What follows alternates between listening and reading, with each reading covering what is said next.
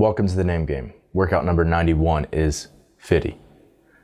4-time, 50 chest to bar pull-ups, 50 alternating dumbbell squat snatches with 50 or 35 pounds for males and females respectively, 50 GHD sit-ups, 50 box jump overs, 24 inches for males, 20 inches for females.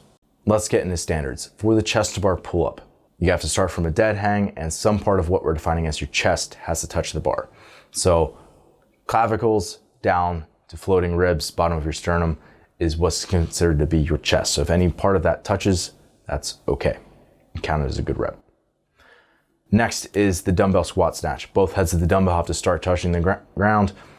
You'll pass through a squat, so meaning hip crease below the top of the knee, count as depth. You have to stand out fully with hips, knees extended with that dumbbell still in line with your body, and then you can lower down into your next rep.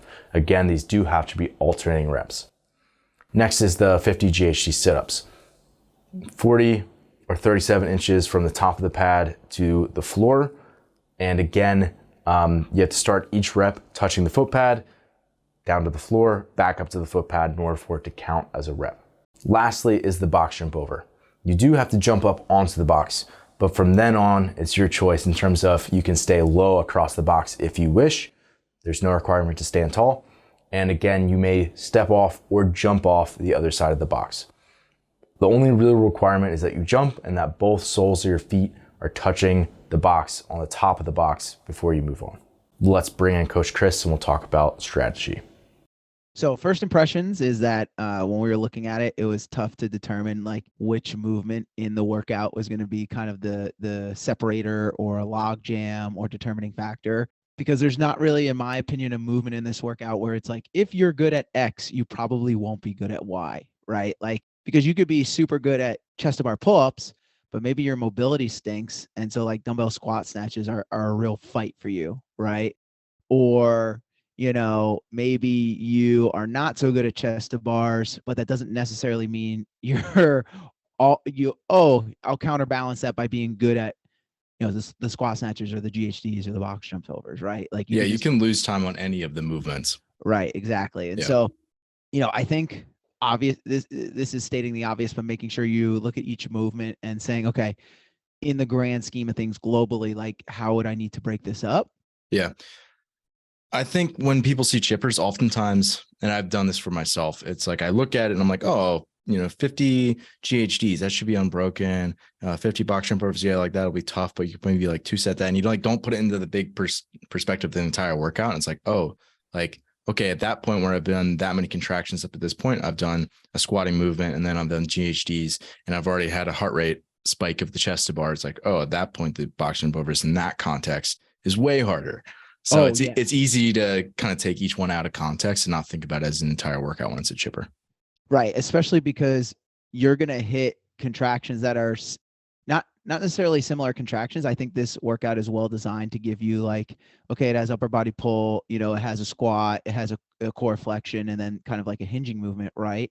But just because you have good movement pattern complementing each other doesn't mean certain muscle groups get a break necessarily. Right. Yeah. And so a great example is that squat snatch into GHD into box jump over, right? Like you have your dumbbell squat snatches, which is obviously a squatting movement, but your quads don't get a break going into the GHD sit up, especially if you're doing it right. You know what I mean? Like you're utilizing your quads at least a little bit, you know what I mean, in those GHDs. Yep.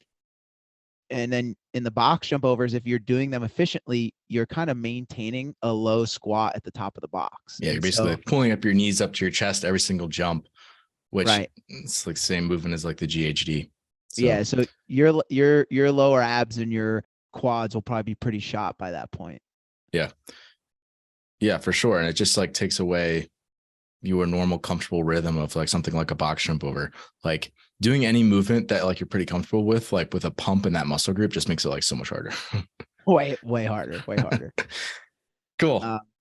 What are we thinking for like time domain? I think we had talked about this off air, but I think there can be a pretty big spread between the best athletes and the everybody else who's going to have to break multiple times on at least a couple of the movements. What are we thinking? Yeah, I mean, someone who's pretty good, 50 chest to bars, if you were to do that in, call it, 3 sets, let's just say, you're probably looking at what, like a minute and a half there. Maybe. I mean, you could get through in under a minute, no problem. Yeah. Maybe not recommended, but you certainly could do it.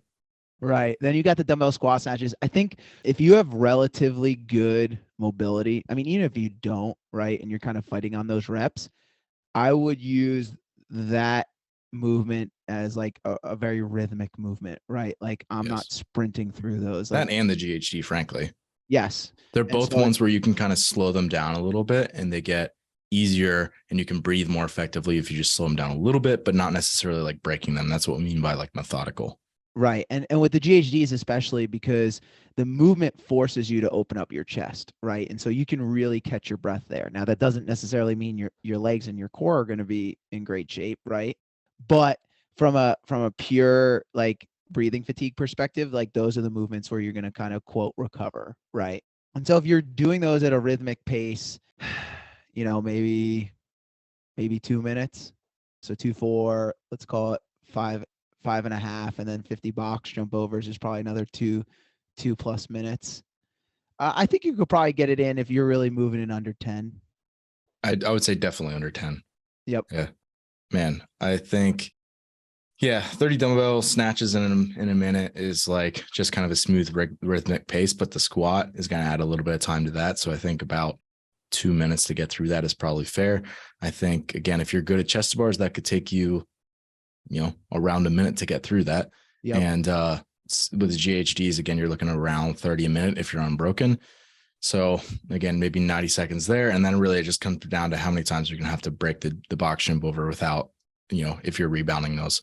That's the fast end of the spectrum. The other side of things is like, it could take people several minutes just to get through the 50 chest to bar. So 100%. It's kind of hard to say. Again, there's no time cap. So it's just like, if you've got those movements, you just kind of have to, just as it sounds, like chip away at each of these and like kind of take manageable breaks and like really stay engaged in like the middle of those sets. Like, it's really easy to become disengaged when you're 30 into the set of 50 on each of those, something around that range.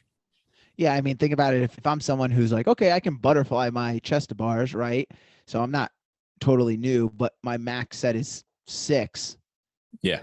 You're going to be there a while. That's honestly a good way to think about a lot of this kind of stuff is like, if you've tested a rep max before, if it's anywhere close to your rep max in a Metcon, you're going to have to break that many times. Oh my gosh. Yeah. So whereas if you can do 60 unbroken chest to bar, it's like, okay, yeah, I'll spread these out a little bit, but it's not like you're going to be like overwhelmed by the volume there. Yeah. Even if your max set is less than the set, right? Even if you're like, okay, I can do 30, 35 unbroken butterfly chest to bars, like you could still 3-set that at a decent clip. You know what I mean? Like you just go like a 15, 13, 12, or you know what I mean? Something like that. And it's the first movement, right? So it's not like you're going into it fatigued. Right. Versus if you could do 60, maybe you say, okay, do I even entertain 2-setting this? Right. And kind of catching breath a little bit on the dumbbell squat snatches, but then bringing it back to what we were originally talking about. If my max set is 6, doing 3 to 4 reps, you're at 15 sets. Yeah. That's insane. Yeah. When you're that person, like say we have somebody who's got a rep max under 15, which is probably, quite a few people listening. It's like, you have to be really disciplined in how you go about those sets. Yes. Like you need to be like, okay, I'm going to start off holding this set interval. I'm going to start off with 3 on the 15 seconds or 3 on the 20 seconds. So you're doing like 3 or 4 sets every minute. And then you can adjust that maybe once you get like halfway through that rep count. But I think something along those lines, or maybe taking out like a little bit of a bigger chunk to start off, getting through 8 in your first set and then going triples the whole way through or something, I think is probably a smart way to break it up. Yeah. And I think having that clock or using the clock, using the clock to kind of dictate that, I think can be effective, especially if you're someone who, you mentioned getting lost in the at around 30 reps, right? Like it's even easier to get lost at around 30 reps if I've done 30 reps and it took me 10 sets to get there, or 7 sets to get there. It's like you almost get that feeling of like, man, am I ever going to finish this? And so, taking your mind out of that and just being like, okay, I just hit my 4. all right, I got 10 seconds. Yeah. And back up, right? Like it doesn't give you a chance to think about like the woe is me. Like, I can't believe I'm still here. Which is like the easiest thing to do if you are someone who's like, you know what, I'm just going to kind of do it by feel. And you start off with like a big set, you do a couple little sets, then you try to increase it again. And it's like you're jumping all over the place and like waving. And then you like do a big set and you're like, oh my gosh, I'm still only 35 out of the 50 in. And like, I got to sit here and look at the clock. And it's like all of a sudden, like 45 seconds goes by in that break. It's really easy to lose all your time right there. Yeah, the workout runs away from you at that point. Yep, exactly. So yeah, I think smart breaks depending on your capacity in each of these movements. And then just thinking again about the workout as a whole versus pieces, I think was kind of the takeaway here. Yeah, absolutely. And lastly, we encourage as many people as possible to jump in with you and do these workouts. So you've got people who want to throw down with you, by all means, encourage them to do that. However, we want everyone to submit their scores, right? So where you're going to go to is zorfitness.com. You'll hit on menu, drop down from the protocol. You'll hit that tab called name game. And then you'll go down to the first workout, which should be the newest one. And you're going to click that little green arrow. There you'll be able to enter your name also with the workout name. That's important because it tags it so it doesn't get lost in the forum later on. But then you obviously are going to put your score or your time, and then you'll submit it. If you click on that little number next to it, you're going to see all the other comments, right? You might actually not be able to view them all. So if you hit view all comments, that's going to take you down sort of a leaderboard where you get to compare scores. And then also your coach gets to help determine where you stack up versus other competitors to be able to determine your individual weaknesses. This is going to be super helpful for us, pretty exciting and engaging for you guys. And if you're someone who's watching this, you're not a Zor Fitness athlete yet, I'll link to it below, but you can either check out the protocol or one-on-one coaching and we'll reach out, see if you're a good fit. And for everyone, best of luck on the workout.